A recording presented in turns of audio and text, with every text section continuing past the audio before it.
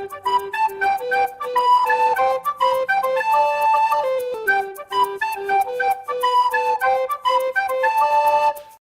3 நாளாக வந்துட்டு சுச்சியோட Twitter account தான் செம ஹாட் டாப்பிக்காக இருந்துச்சு தமிழ் சினிமா உலகத்திலேயே. அவங்க ட்விட்டர் அக்கௌண்ட் இப்போ முடக்கப்பட்டுருச்சு.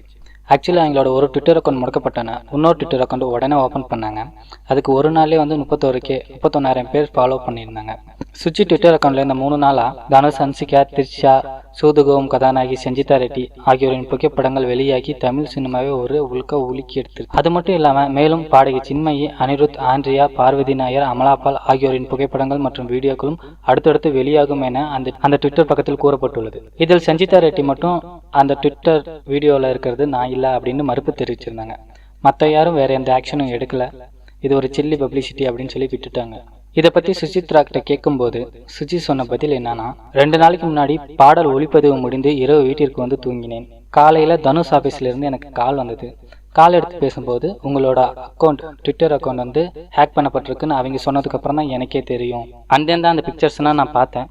நான் டெலீட் பண்ண ட்ரை பண்ணினேன். ஆனால் தொடர்ந்து படங்கள் போடப்பட்டு கொண்டே இருந்தது.